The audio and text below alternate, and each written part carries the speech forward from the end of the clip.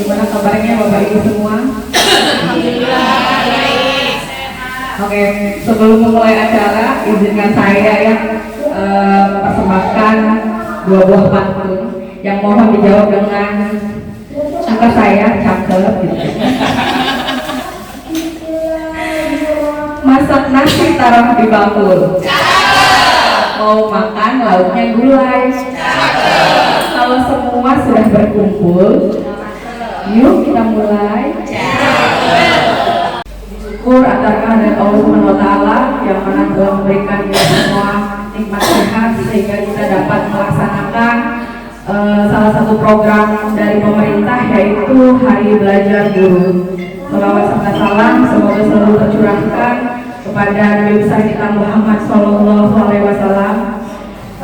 Semoga kita semua seluruh umatnya dapat mendapatkan syafaat di yaumil akhir kelak. Amin ya rabbal alamin.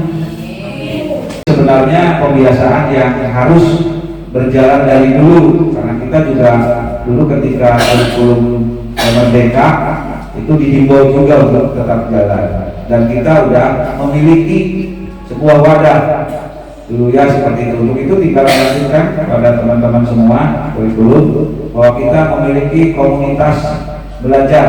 Pokoknya misalkan kita punya guru berapa? 33, anggaplah 33 dibagi misalkan 4 orang per kelompok, ada 8 kelompok, maka kita 8 nih, 8 kelompok itu ada 8 nanti yang akan memberikan materi apa nih yang telah dipelajarinya, tingkatan kompetensi guru, dan ini diatur dengan undang-undang Bapak dan Ibu, ada ketentuannya, yaitu undang-undang sesuai dengan surat edaran. Bismillahirrahmanirrahim. Mohon izin acara Hari Belajar di Guru, Hari Belajar Guru di SMA Negeri 1 Cintinua, saya nyatakan dibuka. Ya, terima kasih Bapak dan Ibu semua, kita laksanakan dengan baik. Itu saja yang bisa saya sampaikan. Assalamualaikum warahmatullahi wabarakatuh. Waalaikumsalam. Kertasnya walaupun tidak putih tapi buram, tapi tidak apa-apa. Kertas ini silakan Bapak Ibu pegang. Ya, tidak ada. Bapak Ibu, jangan sampai kertas itu sampai seharian itu masih rusak begitu ya. Istrikan.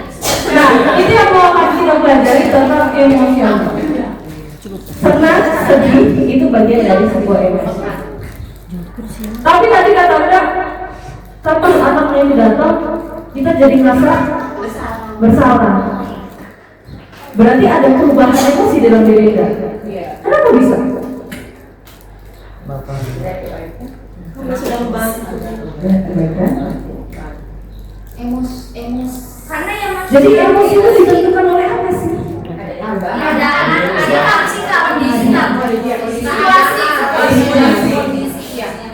Berarti bisa jadi hari itu kita senang, 1 jam sedih, kemudian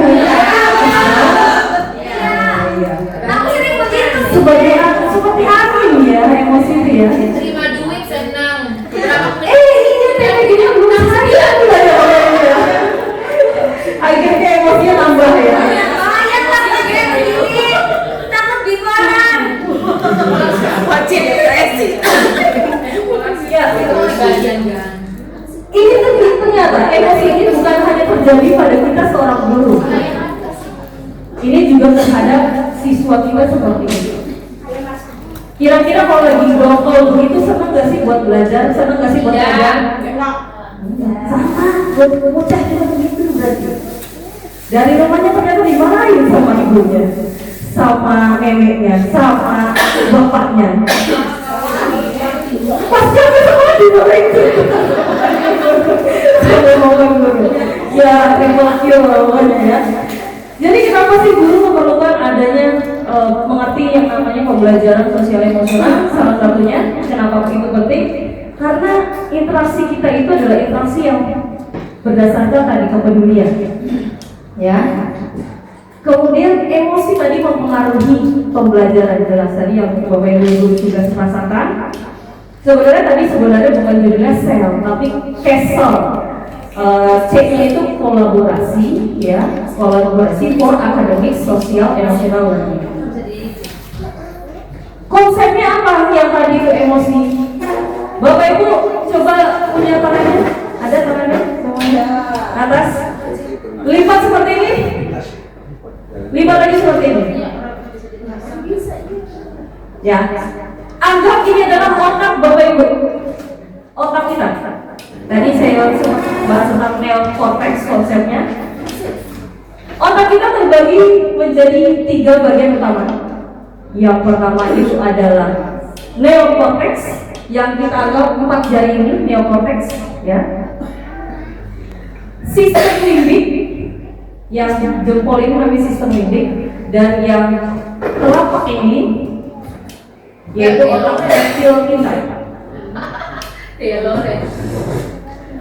Ini sangat mudah sekali misalnya mau dipelajarin sama anak-anak, sama siswa kita. Kalau misalnya kita sedang merasakan emosi, berarti tangan kita ini, otak kita ini melepaskan neokorteksnya dan sistem limbik, sehingga kita bisa marah sampai meledak. Jadi sebenarnya yang bisa menjaga emosi itu apa? Yang penguncinya itu apa? Ya, neokortex ini. Neokortex itu adalah otak paling luar kita yang berfungsi untuk berpikir. Kalau anak-anak suruh belajar nih, pastikan otak neokorteksnya nyaman. Bapak Ibu bisa pastikan dulu, misalnya ke anak-anak sudah diajarin begini, so hari ini kalian posisi otaknya dari mana? Misalnya begini. Mungkin dia lagi emosional berarti. Mungkin dia lagi sedih, yang mendominasi dia, atau lagi happy banget. Tapi kalau misalnya dia begini, Bu, saya Bu sudah siap berarti belajar. Ini yang bisa menyebabkan anak tersebut jadi sampai agresif, malah dan lain sebagainya ketika tidak ada yang namanya kontrol dari otak berpikir.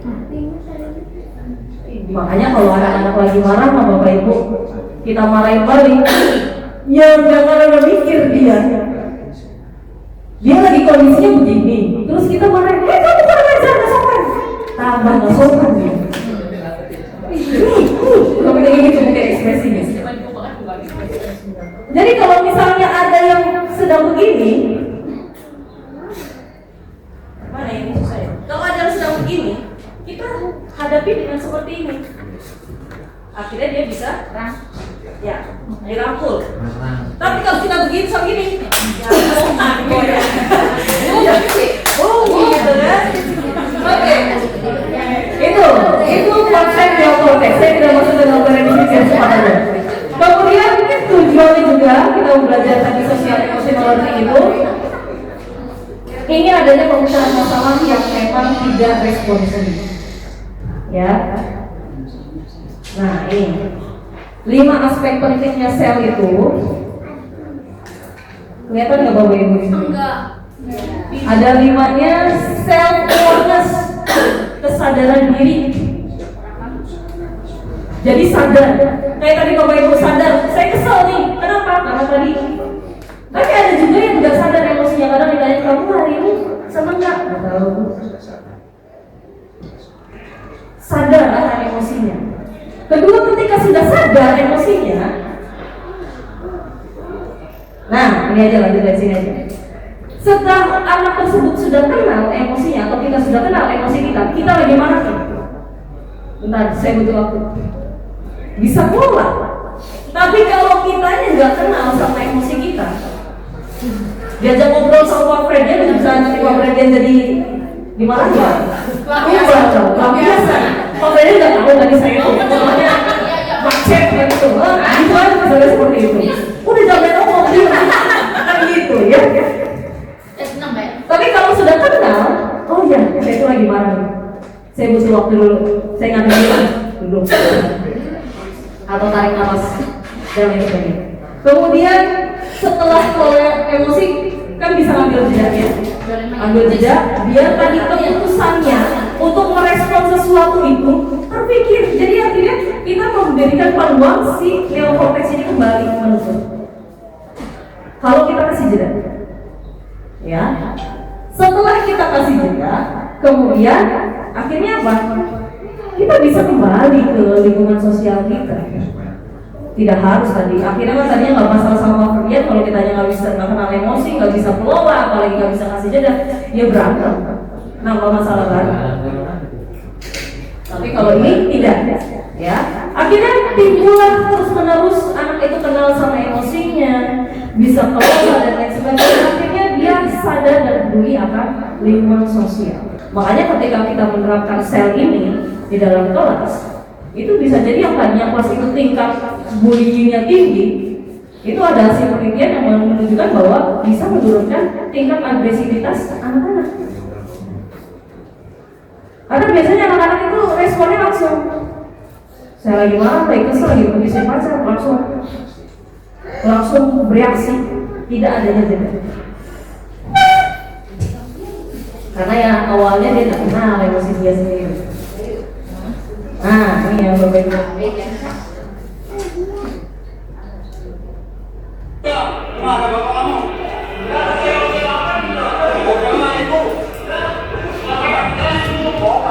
Diam kamu.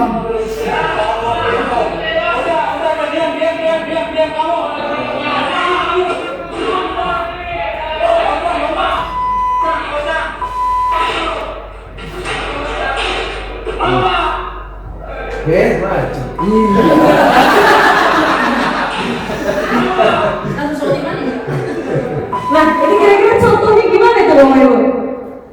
Contoh yang tadi itu. Apa yang siswa ini lemah dalam 5 aspek yang tadi? Oh, berarti oleh yang sesuai. Gurunya seperti apa kalau gurunya? Sama. Oleh. Ya. Kenali emosinya. Ternyata pada saat ada tulisan di bawahnya kan tadi kalau Bapak Ibu mendengar dia bilang diajarin ketemu sama bapak kamu, saya nggak mau punya bapak, alasan gitu. Tambah emosi. Tambah emosi ya, kalau saya pakai hati digituin kayak gitu. Tapi kitanya mungkin emosi juga. Makanya tadi saya bilang ketika kita kayak gini posisinya ketemu sama yang begini juga, tekan. Makanya kita sebagai orang yang lebih dewasa berarti harusnya bisa tadi belajar kenali emosi kita, kelola emosi, ambil jeda untuk mengambil sebuah keputusan perilaku, kembali membangun dengan ya. Ya. Nah, ini juga Bapak Ibu. Mana sih? Sebentar.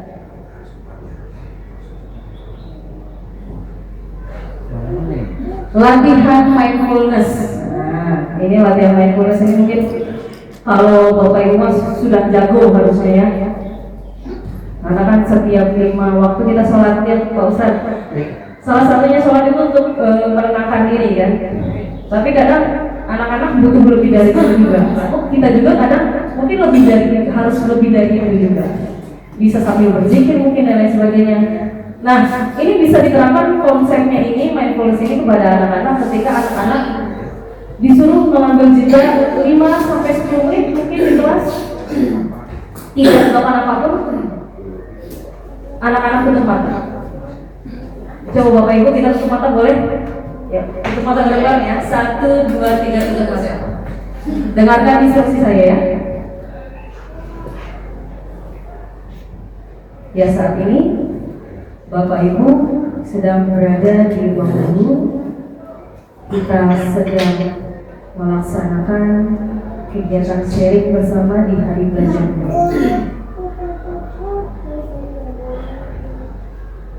Dunia kita terlalu berisik Bapak Ibu. Tadi pagi mungkin kita kerasan khusyuk dan lain sebagainya.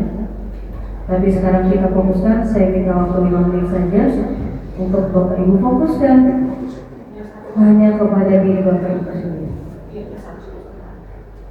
Cari posisi duduk ternyaman.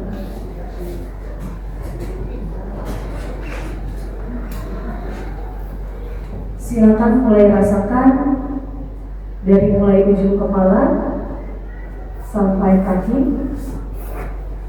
Bapak Ibu rasakan aliran darah Bapak Ibu yang tersebar ke seluruh organ tubuh Bapak Ibu. Demi jantung, yang mungkin Bapak Ibu kadang tidak pernah mendengarkannya karena saking sibuknya kita dengan kegiatan-kegiatan lain. Silakan rasakan dengan berikut ini.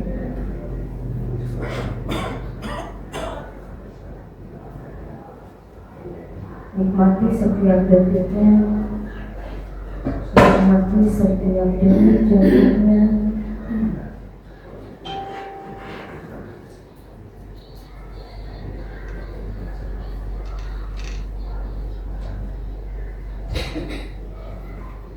Sekarang kita mencoba untuk latihan bernafas. Dalam hitungan 3, silakan mulai tarik nafas panjang. 1, 2, 3, silakan tarik nafas panjang. Hembuskan perlahan. 1, 2, 3, tarik nafas panjang. Hembuskan perlahan. 1, 2, 3, tarik nafas panjang. Hembuskan perlahan. Rasakan setiap udara yang masuk dalam diri dan oksigen tersebut menyebar dibawa oleh sel darah merah mengalir di pembuluh darah mencapai ke otak-otak ini.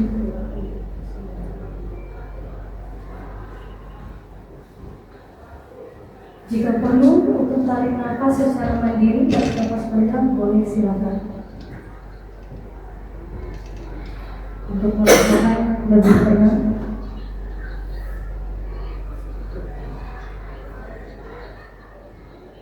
satu, dua, tiga, tarik nafas panjang, hembuskan perlahan. 1, 2, 3, tarik nafas panjang. Hembuskan perlahan. 1, 2, 3, tarik nafas panjang. Hembuskan perlahan.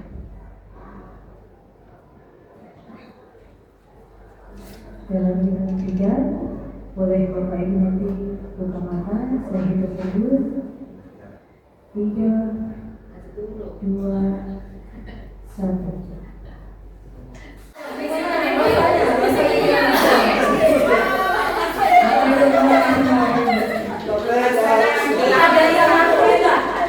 Ada yang mengarah ngantuk gak? Gak ada. Tapi apa rasanya? Kedengaran gak denyut jantung Bapak Ibu? Rasa. Iya, maksudnya bukan kedengaran. Rasa. Rasa. Rasa, tapi kalau aliran darah enggak. Nyokol. Apa tadinya kita merasakan aliran darah. Drama isi, drama kesini. Gelang saya hilang. Ya. Berarti gelang hilang. Rasanya lagi di Bandung. Tapi lebih tenang. Iya. Merasa lebih tenang. Iya. Mungkin ini bisa jadi. Ada yang sampai ngantuk? Ada yang ngantuk? Kalau yang belum mencapai itu, berarti memang belum mencapai ketenangan. Moksa. Serius. Jadi kalau yang mencapai ke arah ngantuk, itu dia sudah gelombang otaknya sudah masuk ke gelombang otak yang relaksasi. Kalau yang tadi mungkin masih pada di beta yang sudah aktif. Tidak. Kalau yang tidak merasakan, tapi terlihat denyut jantungnya. Terasa benar-benar terasa.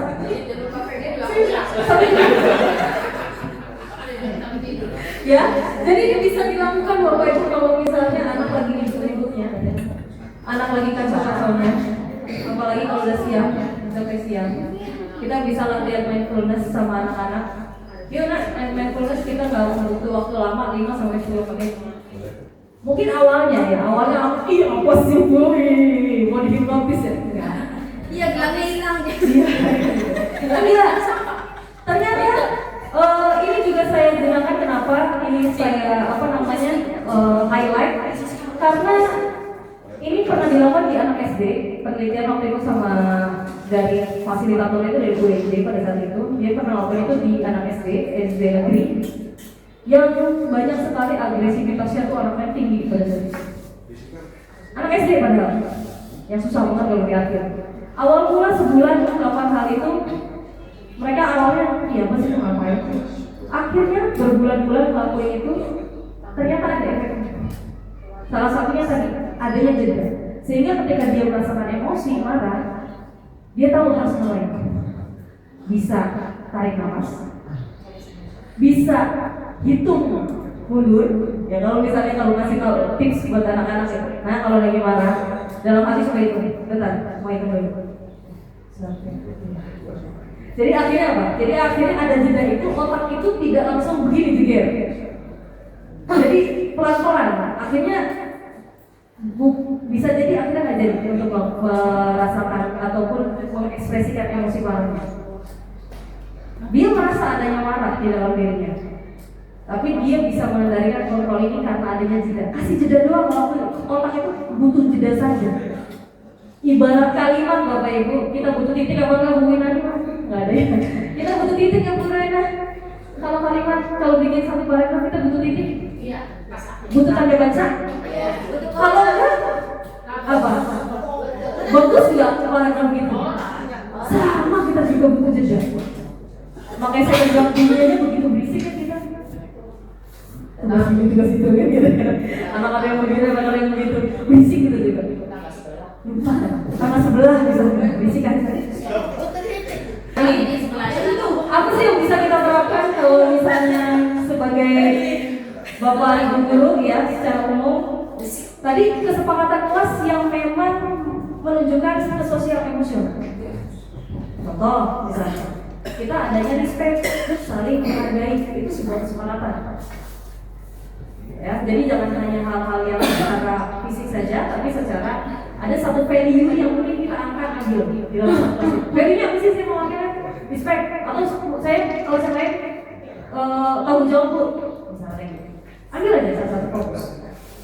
Kemudian diajarkan dari sini sampai itu hal-hal yang sederhana sebenarnya. Bisa cek kondisi emosi siswa sebelum kita belajar. Gimana kabarnya hari ini Bapak Ibu? Gimana kabarnya hari ini Nak? Gimana emosi kamu? Kalau ada yang lebih kreatif misalnya, kita sudah punya stiker-stiker emoticon begitu, kita bisa, anak-anak bisa menunjukkan itu. Ada kadang-kadang mungkin ada yang di kelasnya ditempel dan lain sebagainya.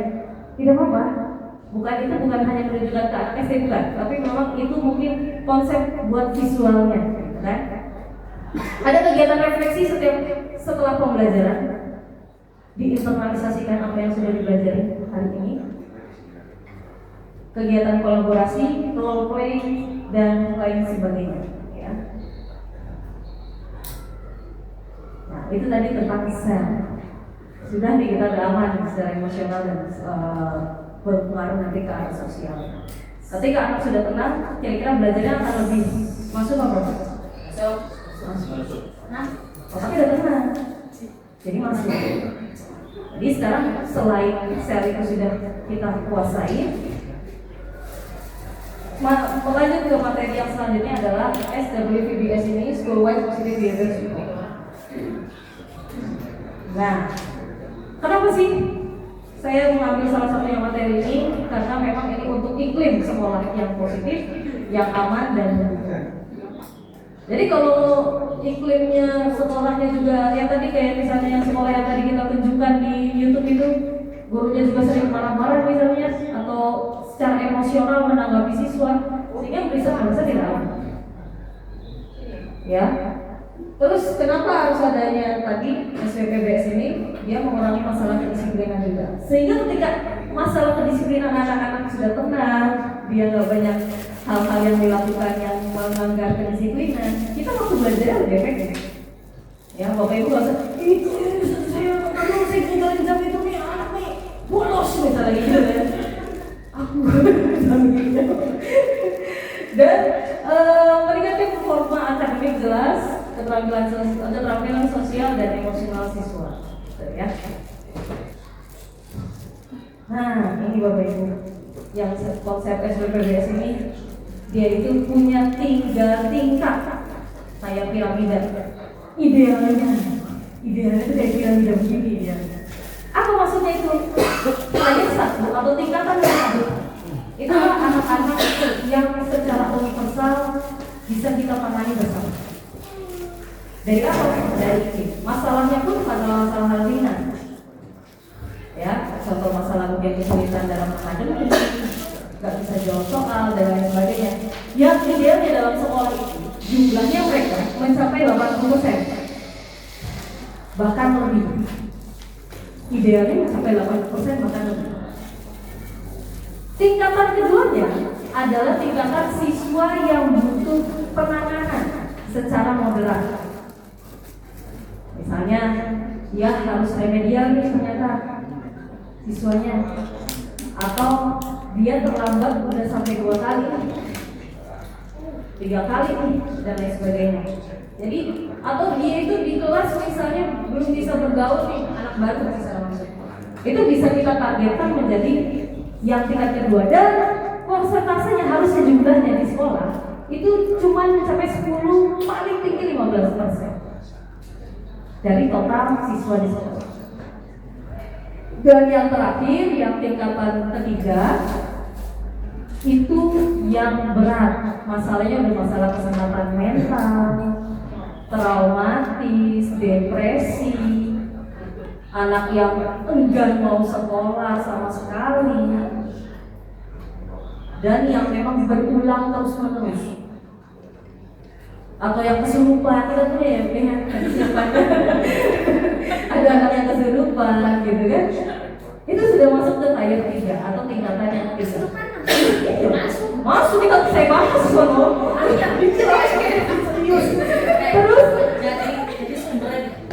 Terus itu idealnya cuma 5% dari total jumlah siswa sekolah.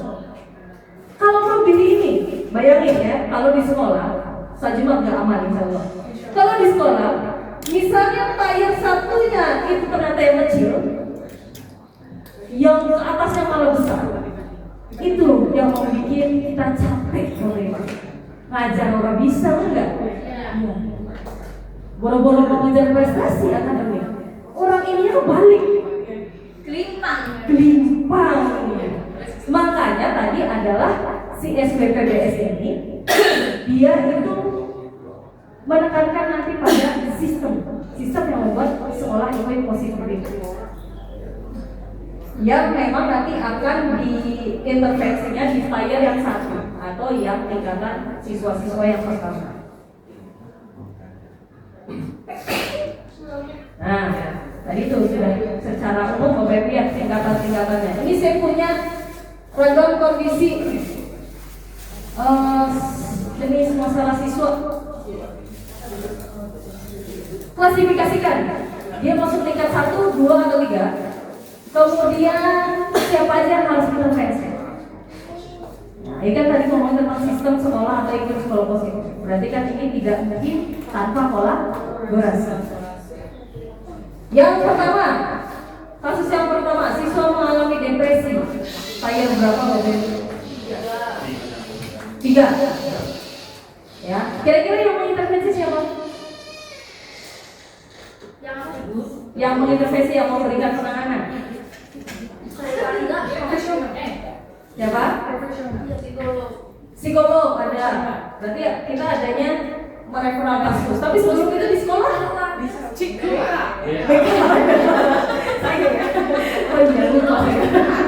ya BK. Terus kemudian dari mungkin kesiswaan, bisa dari kepala sekolah. Jadi kalau sudah tingkatan ketiga itu sudah kolaborasinya sudah lebih tinggi dan sudah di atas lah keputusan ini.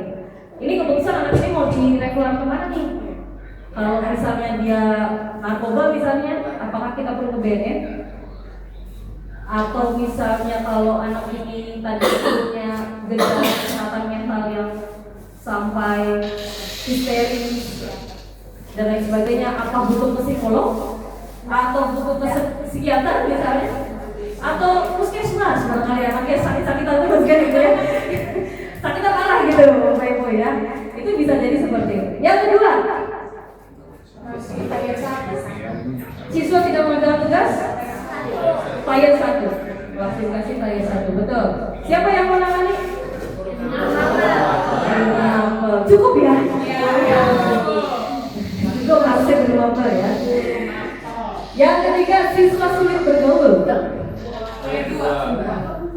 2. Oke. Siapa yang menangani Bapak Ibu? Wali kelas. Guru wali ya Bapak ya? Guru wali, berarti harus guru wali.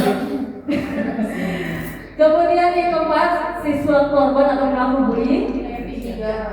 Tier 3 atau tier 2 atau tier 1? Tier 3. Berarti udah harus dirujuk kemana ini? Aduh, berarti nih udah cintanya sama kepala sekolah berarti penanganannya? Iya, iya atau tidak? Ya, oke, semangatnya iya. Yang kelima, tidak Pak, tidak. Ini antara bisa di tier 2 atau tier 3 tergantung mungkin perilakunya berulang atau tidak.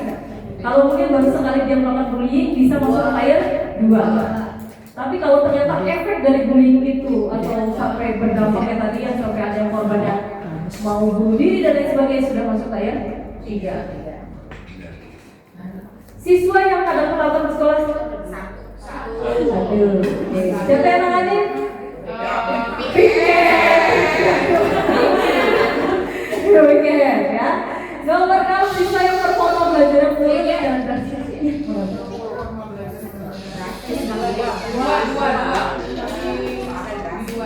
dua. Jadi butuh penanganan ya, butuh penanganan lebih ya. Oke. Yang setuju siswa kurang motivasi belajar? 1. Berarti Bapak Ibu siap untuk motivasi anak-anak?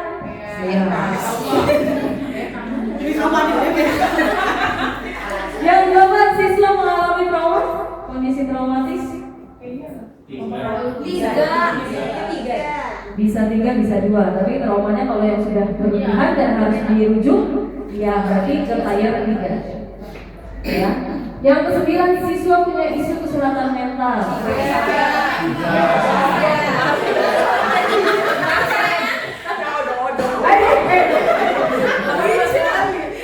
Yang ke-10, siswa yang agresif. Tergantung ya, tergantung mungkin bahaya atau tidak agresifnya. Dia sudah merugikan orang lain atau tidak, atau merugikan diri sendiri atau tidak. Tergantung kerugiannya ya. Kalau kerugiannya tinggi berarti di tier 3. Yang ke-11, siswa yang berbeda pendapat dengan guru dalam belajar. Bisa loh Bu ya. Kemudian yang ke-12, siswa memiliki konflik dengan guru. 2. Karena butuh penengah ya, butuh penengah, betul. Ya, karena kita adalah interaksi pendidikan itu, jadi tidak akan lepas dari yang namanya konflik, itu pasti ada. Nah, tadi manfaatnya kalau misalnya kita menerapkan ini, guru lebih banyak waktu untuk mengajar daripada mengurus permasalahan siswa karena sudah tahu porsinya masing-masing. Kemudian siswa lebih merasa aman dan merasa didukung dan mengurangi hukuman berat daripada siswa. Karena tadi kita sudah klasifikasikan masalah-masalah siswa itu dengan kita nanti akan membuat sebuah sistem. Ya, ini apa yang bisa dilakukan? Ini kemarin yang sudah dijabarkan dari pemateri itu bisa membangun sebuah tim. Jadi kita menentukan satu value di luar misalnya visi-visi sekolah, kita menentukan satu value yang memang mau diangkat di dalam sistem sekolah itu atau membangun iklim positif itu. Apa yang mau dibangun? Misalnya respect-nya dulu kah? Tanggung jawabnya dulu kah? Atau mungkin kejujurannya dulu kah? Kita fokus dulu satu value itu, targetnya yang dibangun, kemudian harus kita ukur dari kita bikin indikatornya. Sebenarnya pembahasan akan panjang, cuma saya singkat ya. Ini jadi poin-poin. Harus adanya membentuk tim, membangun tim, kemudian tentukan value-nya itu berdasarkan data yang memang kira-kira sikap apa atau value apa yang mau kita bangun dari anak-anak kita. Misalnya di satu semester ini atau di satu tahun ajaran ini kita membangun value apa. Kemudian adanya komunikasi kolaborasi sama seluruh pihak, jadi semua pihak terlibat, termasuk kantin misalnya atau termasuk dari warga sekolah lain, bukan hanya bapak ibu guru. Menggunakan data, jadi sebelumnya datanya seperti apa, pada proses seperti apa, hasilnya seperti apa, jadi memang ada asesmen yang jelas terhadap value yang mau yang diangkat itu. Berikan pemahaman dan keterampilan pada seluruh pihak yang terkait untuk membangun iklim itu. Jadi pihak itu yang bapak ibu gurunya misalnya warga sekolah itu harus paham gitu. Oh, kita nih tahun ini lagi membangun value-nya itu respect. Anak-anak melakukan atau punya meningkatkan value respect. Nah, harus ngerti respect itu seperti apa, penunjukan sikapnya itu kayak gimana, kalau di kelas itu seperti apa, masuk yang respect itu seperti apa, nah itu harus sudah jelas dan kita harus paham itu. Kemudian monitoring progresnya, lakukan adaptasi ketika ada sesuatu yang terjadi, yang membahas temuan yang terjadi selama proses, itu diadaptasi kembali. Banyak yang salah gitu kan. Kemudian terakhir perkuat dari kolaborasi dari antar seluruh warga. Nah itu salah satu triknya untuk membuat iklim positif itu biar tadi piramida tire-nya itu kita ideal ya, yang tier satunya itu lebih banyak, yang tier 2-nya ada sedang ya sekitar 10% atau maksimal 15%, yang tier satunya cuma sekitar 5% saja. Jadi akhirnya kita fokus ke akademiknya lebih jos begitu ya. Nah, yang terakhir Bapak Ibu nih, mencegah tadi sudah tentang sosial emosional, tentang iklim positifnya. Sebagai orang yang melakukan pendidikannya, kita juga harus memiliki kesehatan mental yang bagus. Salah satunya kita mencegah burnout pada diri kita sendiri, ya. Apakah Bapak Ibu sedang mengalami ini? Iya. Mengalami meragukan nilai diri sendiri, memaksakan diri untuk bekerja. Luar biasa sekali ya. Merasa terasing dari pekerjaan dan orang sekitar, jadi merasa kayak saya nggak ada yang berperan ini. Terus hilang tidur terganggu. Iya. Ada malam ini tidur terganggu.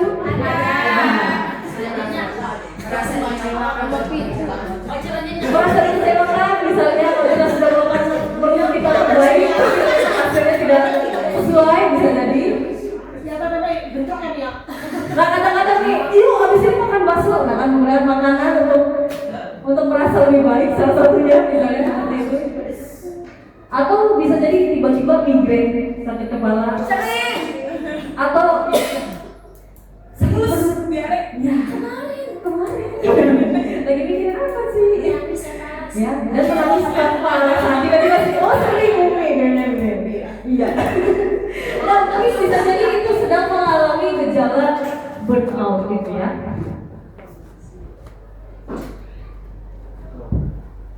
Mana ini? Wah hilang. Oh iya.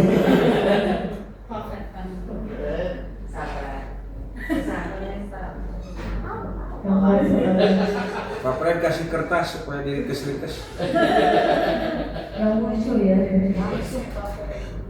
Kelihatan loh Bapak Ibu. Belum saya ini Bapak Ibu. Ya, penyebab burnout itu bisa jadi overload dalam bekerja. Jadi kita harusnya misalnya kita bekerja kapasitas diri kita di satu hari itu bekerja misalnya 8 jam, artinya kita punya deadline 2 jam, akhirnya 14 jam luar biasa misalnya ya. Jadi akhirnya terlalu banyak bebannya.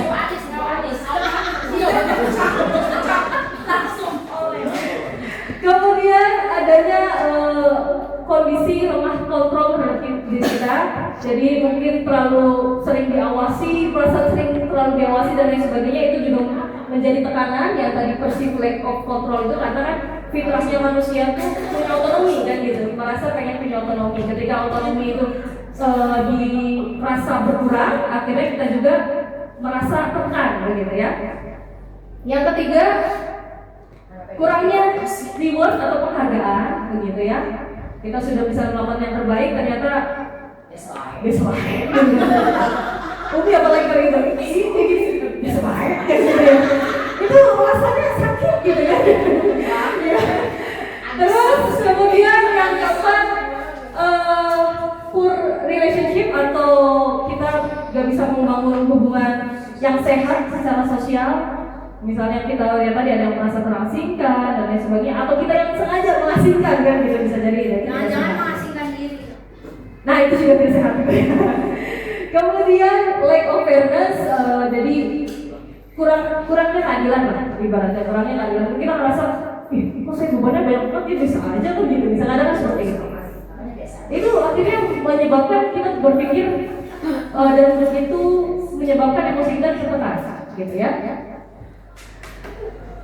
Apa itu? Value mismatch. Jadi nilai yang kita anut dengan nilai yang misalnya di lingkungan pekerjaan kita ini berbeda, tidak cocok lah ibaratnya kayak gitu. Misalnya saya orangnya santai bro gitu, tiba-tiba iya lari banget ya, tiba-tiba ternyata masuk ke sebuah lingkungan pekerjaan yang memang kompetitif sekali gitu, akhirnya bisa jadi dia shock gitu kan, karena nggak biasa gitu seperti itu.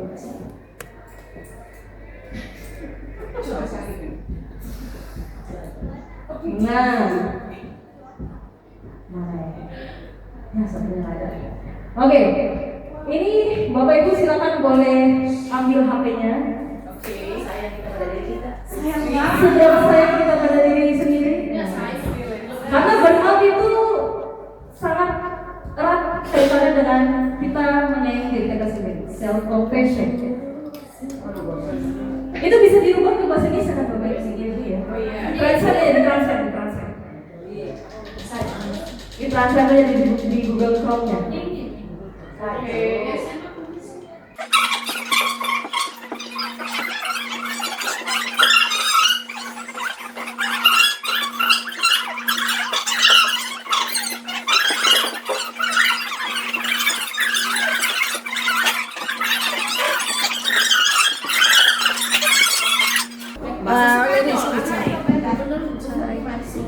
Kita sih